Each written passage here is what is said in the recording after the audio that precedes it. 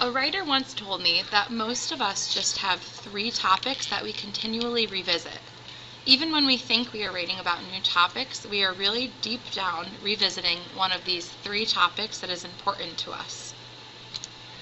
Today, I want to teach you that writers do not just chronicle or record their lives. They interpret their lives. Writers ask, what are the big ideas here? Then writers look for the themes or the issues that appear again and again in their memoirs and in their writings. For example, here's a student named Jose.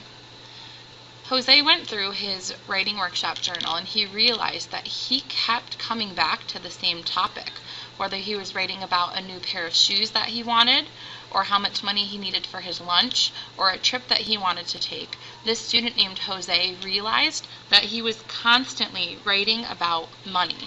So he decided to investigate in his journal and to take that topic and write about it further.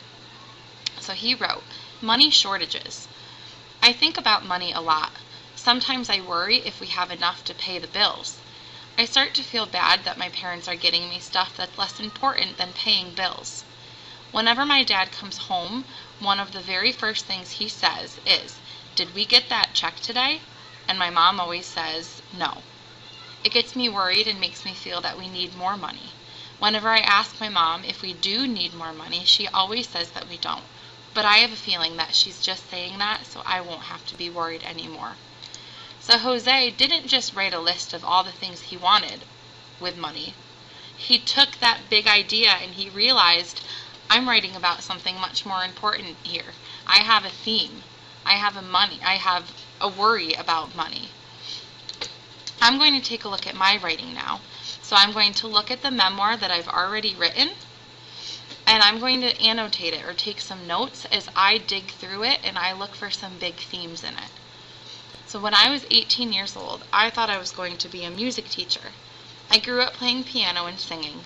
When I was just 8 years old, I started my first piano lessons.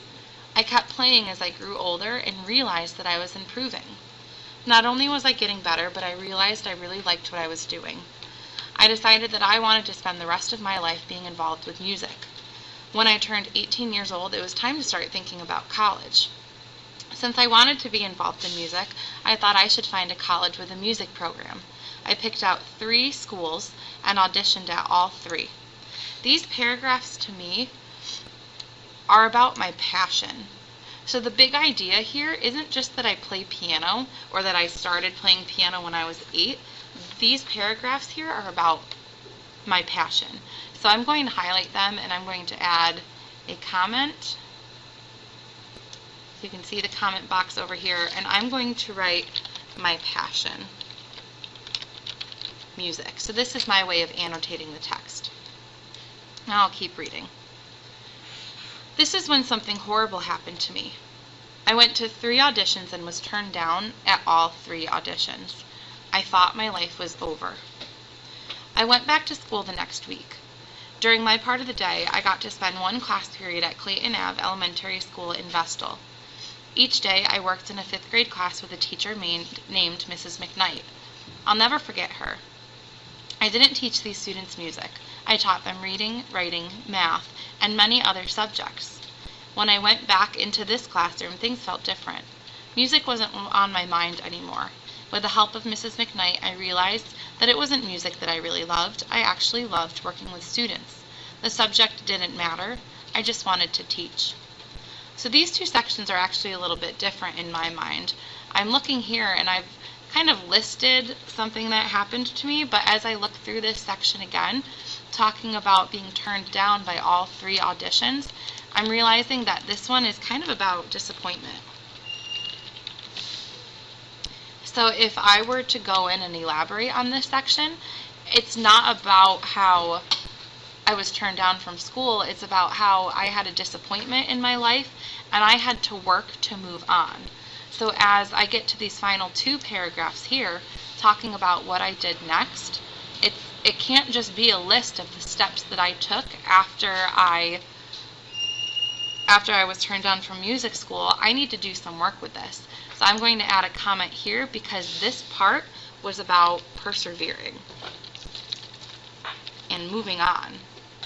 actually persevering and accepting change, I'm going to say. So the next time, today I'm just adding my notes in here. The next time I continue my writing, I'm going to take my notes or my annotations and I'm going to expand my writing. I'm going to think about the big idea instead of just listing the things that happened to me. Because right now I really just have a list. Next time I write, I'll expand on my big ideas. So now, it's your turn. Your job today isn't really to add a lot of writing to your memoir, but it's to reread your memoir. That means from the beginning to the end, rereading the whole thing. Just like I did by highlighting and adding comments, you're going to annotate what your entry is really about.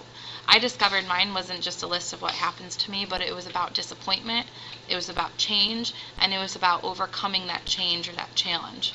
So you will ask yourself, what is your memoir really about? What is the deeper meaning, and what is the big idea? Go ahead and get started.